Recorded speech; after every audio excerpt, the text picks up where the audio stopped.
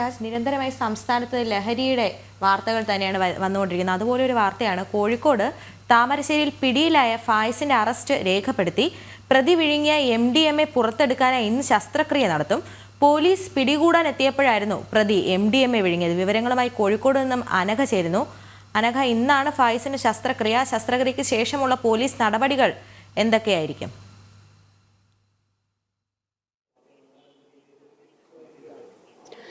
ദുർഗ, പോലീസിനെ കണ്ടതിനെ തുടർന്നാണ് ഫായിസ് ഈ കയ്യിലുണ്ടായിരുന്ന MDMA പൊതി വിഴുങ്ങുകയായിരുന്നു.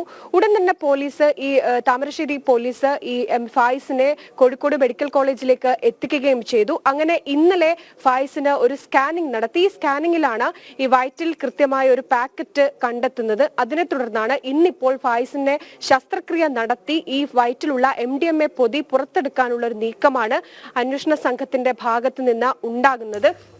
വീട്ടിൽ ബഹളം വച്ചതിനെ തുടർന്ന് ഈ നാട്ടുകാരൊക്കെ തന്നെയാണ് ഈ പോലീസിനെ വിവരം അറിയിക്കുന്നത്. ഈ ഫായിസ് ഇത്തരത്തിൽ മയക്കുമരുന്ന് അടക്കമുള്ള കാര്യങ്ങൾ ഉപയോഗിക്കുകയും വിൽക്കുകയും ചെയ്യുന്ന ഒരാൾ കൂടിയാണ്. അങ്ങനെ നാട്ടുകാർ വിവരം അറിയിച്ചതിനെ തുടർന്നാണ് പോലീസ് താമരശ്ശേരിയിലെ ഫായിസിന്റെ വീട്ടിലേക്ക് എത്തുന്നതും. ഈ സമയത്ത് പിടികൂടാൻ ശ്രമിക്കുമ്പോഴാണ് ഫായിസ് തന്റെ കയ്യിലുള്ള ഈ MDMA അടങ്ങുന്ന പൊതി വിഴുങ്ങുകയും ചെയ്യുന്നത്. എന്തായാലും ഇന്ന് ഫായിസിന്റെ ശസ്ത്രക്രിയ നടത്തി വയറ്റിൽ നിന്ന് MDMA പൊതി പുറത്തെടുക്കാനുള്ള ഒരു നീക്കമാണ് അന്വേഷണ സംഘത്തിന്റെ ഭാഗത്ത് നിന്ന് ഉണ്ടാകുക.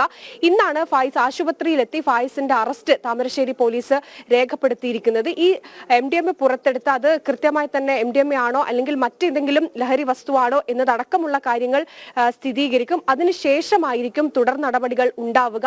ഈ ഫായിസ് മാത്രമായിരിക്കില്ല, ഈ ഫായിസിനെ ചുറ്റിയുള്ള മറ്റ് കണ്ണികൾ ഉണ്ടാവും. എവിടെ നിന്നാണ് ഫായിസിന് ഈ ലഹരി മരുന്നുകൾ ലഭിക്കുന്നത്, ഈ വിൽപ്പന ആർക്കൊക്കെ ഈ ലഹരി മരുന്ന് ഫായിസിന് മുഖേന എത്തിയിട്ടുണ്ട് എന്നതടക്കമുള്ള കാര്യങ്ങളിലേക്കൊക്കെ ആയിരിക്കും തുടർന്നുള്ള അന്വേഷണം മുന്നോട്ട് പോവുക. ദുർഗ, ശരി.